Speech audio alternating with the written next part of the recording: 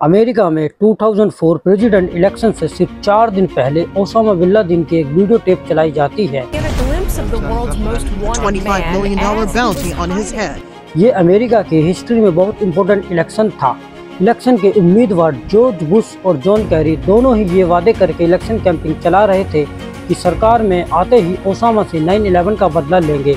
अल जजीरा पे चलाई जाने वाली इस video tape Osama bin Laden को काफ़ी फिट हालत में देखा जा सकता था। 9/11 के अटैक की जिम्मेदारी पहले से ज़्यादा अलग अंदाज में कबूल कर रहा था। इस वीडियो का मकसद पूरी दुनिया और ख़ास तौर पर अमेरिका को ये दिखाना था कि दुनिया का मोस्ट वांटेड आदमी कहीं ना कहीं अपने आप को बिल्कुल सेफ महसूस कर रहा है।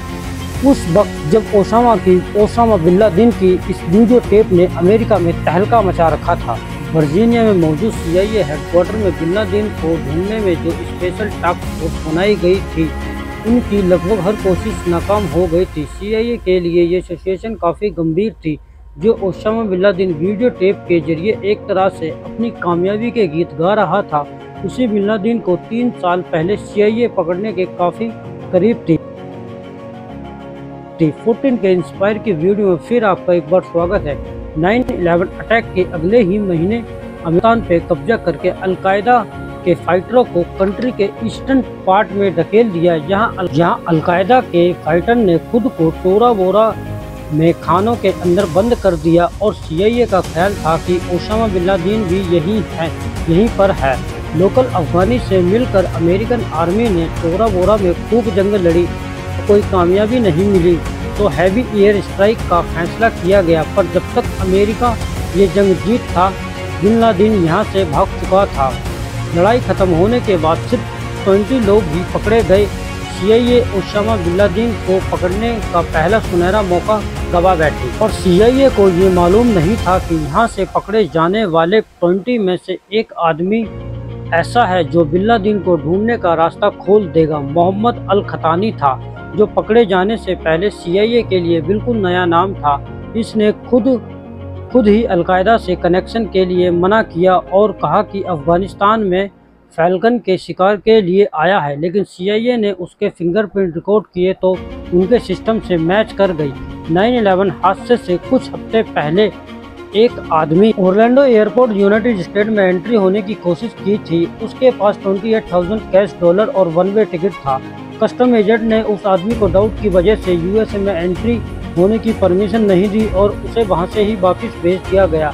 ये आदमी कोई और नहीं बल्कि टोरा बोरा की खानों से पकड़े जाने वाला अल खतानी था, जिसकी फिंगरप्रिंट CIA के सिस्टम में पहले से ही रिकॉर्ड थी। मोहम्मद अल खतानी का अलकायदा के साथ कनेक्शन जोड़ने के लिए CIA के पास एक और वजह भी थी। ठीक उसी दिन और उसी वक्त इसने USA में एंटर होने की कोशिश की और ओरलैंडो एयरपोर्ट के फ़ोन बूथ से UAE में मौजूद अलकायदा के टेलीफोन नंबर पर एक कॉल की गई, क्योंकि अल खतानी उसी वक्त एयरपोर्ट पर ही था और CIA को शक है कि फ़ोन कॉल ऐसे आदमी ही है जो अल खतानी को रिसीव करने आया था, यानी कि उसका साथी। फ़ोन कॉल के अलावा FBI को उसी दिन ओरलैंडो एयरपोर्ट की पार्किंग में एक लावारिस गाड़ी खड़ी मिली। वो मोहम्मद था जिसने 9/11 अटैक में अमेरिकन एयरलाइन फ्लाइट 11 को वर्ल्ड ट्रेड सेंटर के नॉर्थन टावर से टकराया था। इन सारे वाक़या का मोहम्मद अल खतानी के साथ कोई न कोई कनेक्शन तो जरूर था। इन्वेस्टिगेशन टीम ने नतीजा निकाला, अल खतानी को भी 9/11 अटैक में हिस्सा लेकर यूनाइटेड एयरलाइन फ्लाइट 93 को हाईजैक करना था। वो फ्लाइट जो 9/11 में अपना मकसद पूरा नहीं कर पाई। पेंसिल्वेनिया में उस वक्त क्रैश कर गई जब पैसेंजर जहाज पर दोबारा कंट्रोल करने की कोशिश कर रहे थे। इस सारी जांच पड़ताल की कड़ी से कड़ी मिलाने के बाद मोहम्मद अल खतानी से एक बार फिर इंटरोगेशन की गई और अब की बार उसने अपना अलकायदा के साथ कनेक्शन कबूल किया। 3 महीने के बाद मार्च 2002 में अब्बू जुबैद नाम का एक और आदमी पकड़ा गया, जो ग्रुप को जरूरी सामान पहुँचाने का काम करता था। उसने CIA को खालिद शेख मोहम्मद को पकड़वाने में मदद की और 1 साल बाद उसको भी पकड़ लिया गया। खालिद शेख मोहम्मद अलकायदा का कमांडर था जिसने 9/11 अटैक प्लान किए थे। अल खतानी ने CIA को बताया 9/11 अटैक से 2 मंथ पहले जुलाई 2001 में खालिद शेख मोहम्मद ने ऐसे आदमी से मिलवाया जो CIA के लिए एक नया नाम था। उस वक्त अबू अहमद अल कुवैती जिसने खतानी को ट्रेनिंग दी थी। ये सारी इन्फॉर्मेशन CIA को अलकायदा का स्ट्रक्चर को समझने की मदद मदद तो कर रही थी, पर ओसामा बिन लादेन तक पहुंचना तक काफ़ी नहीं थी। CIA ने अपनी हर कोशिश कर ली, ओसामा तक पहुंचना तो दूर की बात है, उसकी कोई इन्फॉर्मेशन तक नहीं मिल सकी। उसके फैमिली मेंबर पर नज़र रखी गई, लेकिन किसी का भी बिन लादेन से कोई कांटेक्ट नहीं था। CIA को सिर्फ इतना मालूम था, बिन लादेन जहाँ कहीं भी है वहाँ से मैसेज भेज रहा है। आने वाले सालों में ओसामा बिन लादेन की ऑडियो टेप रिलीज हुई। उससे ये समझ आने लगा कि अलकायदा की लीडरशिप से कांटेक्ट में है। अब CIA की उम्मीद जगी और उनकी स्ट्रेटजी अलकायदा के कोरियन नेटवर्क को तलाश करना थी। लोगों का वो नेटवर्क जो ओसामा बिन लादेन के मैसेज लेके अलकायदा के दूसरे लीडर तक पहुंचाते हैं। जनवरी 2004 में कुर्द सिक्योरिटी फोर्स ने हसन गुल नामी एक आदमी को अरेस्ट किया, जिसके पास ओसामा बिन लादेन का एक लेटर मिला। हसन गुल को CIA के हवाले कर दिया गया। वहाँ उसने इंटरोगेशन के दौरान बहुत अहम राज से पर्दा हटाया। अबू अहमद बिन लादेन का पर्सनल कोरियर है। जी हाँ, वही अबू अहमद अल कुवैती जिसने मोहम्मद अल खतानी को ट्रेनिंग दी थी।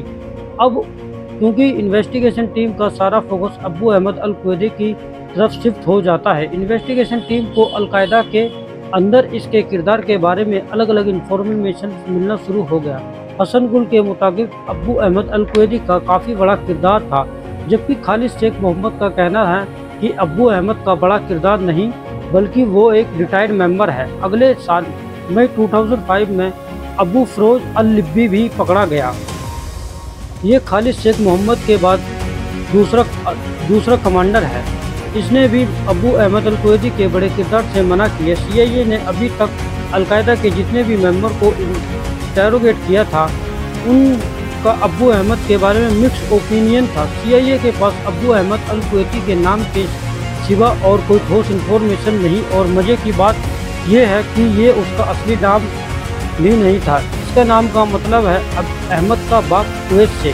आपको यहाँ बताते चलें, अलकायदा के मेंबर ने जितनी भी इंफॉर्मेशन उगली थी, सिंपल इंटेरोगेशन से नहीं बल्कि इसके लिए खतरनाक टेक्निक का इस्तेमाल किया गया था, जिसमें अलग अलग तरीके का टॉर्चर भी शामिल है। CIA ने अगले 2 सालों में अपना खूब जोर लगाकर देख लिया, लेकिन उनको ना ही तो अबू अहमद अल कुवैती का पता चला, न ही ओसामा बिन लादेन का, बल्कि अगली दूसरी इंफॉर्मेशन किसी दूसरे खुफिया तरीके से मिली। 2007 में CIA को अबू अहमद अल कुवैती की असल पहचान के बारे में एक इंफॉर्मेशन मिली, जिस इंफॉर्मेशन से पता चला कि उसका असल नाम अबू अहमद नहीं बल्कि इब्राहिम सैयद अहमद है। ये एक पाकिस्तानी है जिसकी फैमिली कुवैत शिफ्ट हो गई थी, और पिछले 2 सालों में उनको सिर्फ उसका असल नाम के बारे में ही पता चला, और लेकिन इसको पकड़ने में काफ़ी साल लगने वाले थे।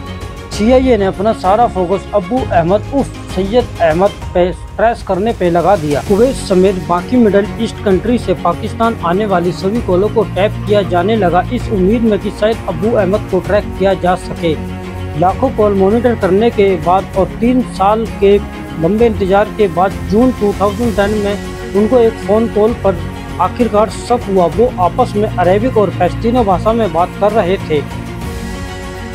बात के दौरान पाकिस्तान में मौजूद एक आदमी ने एक सवाल में बताया, मैं उन्हीं लोगों के साथ हूँ जिनके साथ पहले होता था। यही वो बात है जिसकी वजह से CIA को शक हुआ कि यही अबू अहमद अल कुवैती है। इसके अलावा पाकिस्तान में बैठा ये आदमी अपनी लोकेशन को ट्रैकिंग से बचाने के लिए हर मुमकिन कोशिश कर रहा था, और उसका मोबाइल कुछ समय के लिए चालू होता और फिर बंद हो जाता, और तभी ऑन होता जब वो पेशावर जाता। और इन सभी हरकतों से इन्वेस्टिगेशन टीम को पक्का शक हो गया कि यही अबू अहमद अल कुवैती है, और अब ग्राउंड लेवल पे इसकी जासूसी कर दी गई। इसके लिए अगस्त 2010 में एक पाकिस्तानी CIA एजेंट को ये काम सौंपा गया। पहले उसने पेशावर में अबू अहमद को आइडेंटिफाई किया और उसका पीछा करना शुरू किया।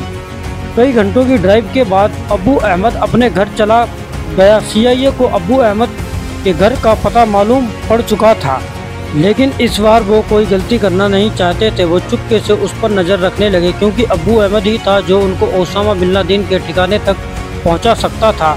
कई दिन गुजर जाने के बाद अबू अहमद ऐसी किसी जगह नहीं गया जहां बिन लादेन हो सकता है। तभी CIA को शक हुआ कि बिन लादेन कहीं और नहीं बल्कि बिन लादेन अबू अहमद के साथ इसी कंपाउंड में रहता है। बेशक अमेरिका को 100% कन्फर्म नहीं था, लेकिन जिस आदमी को वो पिछले 10 सालों से ढूंढ रहे थे वो शायद यहीं पर था। यहाँ पर इंटेलिजेंस यूनिट का काम खत्म हुआ और स्पेशल यूनिट को रेड करने के लिए मिशन सौंपा गया। 1 मई 2011 को रात के 11 बजे 2 ब्लैक होल हेलीकॉप्टर अफगानिस्तान की जलालाबाद एयरफील्ड से टेक ऑफ हुए और एबटोडाबाद में बिन लादेन के कंपाउंड की तरफ बढ़ने लगे।